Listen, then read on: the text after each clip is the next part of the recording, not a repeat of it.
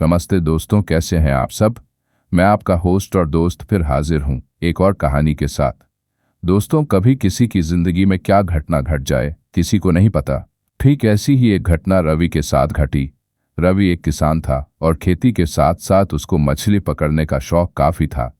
एक दिन रवि पे मछली पकड़ने के लिए गांव से करीब 3 किलोमीटर दूर नदी की ओर जाने का मन बनाया। वह दिन भर मछली पकड़ता रहा और शाम हो गई। रवि काफी मछलियां पकड़ चुका था और मन ही मन काफी खुश था। अंधेरा हो जाने के कारण वह घर की ओर वापस चल दिया। थोड़ी दूर आने पर उसे किसी ने आवाज लगाई, रवि रुको। रवि पीछे पलटकर देखता है पर आसपास कोई नहीं होता। वह फिर चल देता है। थोड़ी दूर आने पर उसे फिर कोई आवाज लगाता है, रवि रुको। वह फिर रुककर इधर उधर देखता है पर चारों तरफ खेत और खेत में लगी फसल के सिवा कुछ नहीं दिखता। रवि फिर आगे बढ़ता है और थोड़ी दूर आते ही उसके सामने एक भेड़िया खड़ा होता है। रवि डर कर खेत की ओर बचने के लिए भागता है और भेड़िया पलक झपकते ही उस पर हमला कर देता है। जैसे ही भेड़िया रवि पर हमला करता है, रवि एक खाई में गिर जाता है और भेड़िया गायब हो जाता है। ये देखकर रवि बहुत घबरा जाता है और तुरंत उठकर गांव की ओर चल देता है। वह काफी डरा हुआ और घबराया हुआ होता है। तभी वह देखता है कि सामने खेत से कोई निकलता है और रवि के पास आकर खड़ा हो जाता है। रवि उससे पूछता है, कौन हो तुम? तुम्हारा चेहरा क्यों नहीं दिख रहा है? इतना पूछते ही वह खेत की ओर चला जाता है और गायब हो जाता है।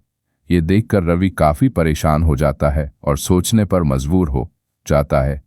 रवि अपने घर आता है और सारी बातें भूलकर खाना बनवाकर खा लेता है और सो जाता है। अगले दिन की तरह वह फिर अपने काम में लग जाता है। ठीक एक हफ्ते बाद रवि एक दावत खाने के लिए दूसरे गांव में जाता है और दावत खाकर वह पैदल ही करीब 1 बजे रात को अपने गांव की ओर लौट रहा होता है। तभी उसे एहसास होता है कि उसका कोई पीछा कर रहा है। वह पीछे मुड़कर देखता है तो वही साया उसके सामने खड़ी होती है और रवि से पूछती है, तुम्हारे पास बीड़ी है क्या? रवि बोलता है, नहीं, और इतना बोलकर रवि घर की ओर चल देता है। थोड़ी और दूर आने पर रवि पीछे मुड़कर देखता है तो वही साया, बल्कि एक नहीं 2 साए ठीक रवि के पास खड़े होते हैं। रवि यह देखकर इतना डरता है कि वह तेजी से घर की ओर भागता है और भागते भागते रास्ते में बने पुल के पास आ जाता है। वह पुल पार करने के लिए आगे बढ़ता है कि वह देखता है पुल पर 4 लोग पड़े हैं और बहुत सारा खून निकल रहा है। रवि उन्हें छूकर देखता है लेकिन रवि के हाथों में उनका शरीर छूते ही नहीं। रवि समझ जाता है कि ये कोई इंसान नहीं बल्कि भूत है और भूत का साया है। जैसे तैसे रवि घर आता है और आकर सो जाता है। जब अगले दिन रवि की आंख खुलती है और वह बिस्तर से उठने की कोशिश करता है तो उठ नहीं पाता। ये देखकर रवि डर जाता है और जोर से चिल्लाता है। रवि की आवाज़ सुनकर घरवाले भाग कर आते हैं और उसे अस्पताल लेकर जाते हैं। डॉक्टर चेकअप करके दवाई देता है और कहता है कि कमजोरी की वजह से ऐसा हुआ है। लोग रवि को घर लेकर आते हैं और रवि को आराम करने को बोलते हैं। तभी रवि की आंखें और हाथ पैर टेढ़े हो जाते हैं। ये देखकर सभी घरवाले डर कर घर से बाहर आ जाते हैं और जल्दी से एक बाबा को बुलाकर लाते हैं। बाबा रवि को देखते हैं और तभी रवि हंसते हुए बोलता है, बाबा क्यों आए, यहाँ चला जा। ये सुनकर बाबा घरवालों बोलते हैं, इसे नदी किनारे कोई मिला था जो इसके साथ साथ घर तक आ गया।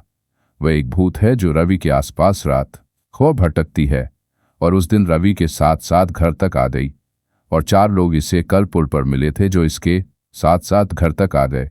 ये सुनकर सब लोग काफी डर गए और बाबा से बोले, बाबा कुछ करो। बाबा ने एक छोटा सा पत्थर उठाया और रवि के हाथ में छुआ कर कुछ मंत्र पढ़कर उसे काली माता के मंदिर में रखवा दिया और रात होने का इंतजार किया। उसके बाद बाबा ने घरवालों को साथ रात में 12 बजे नदी पर चलने को कहा। बाबा ने काली माता पर कोई रुका नहीं। सब घर पर पहुंचकर देखते हैं कि रवि एकदम ठीक होता है और घर के बाहर बैठा होता है।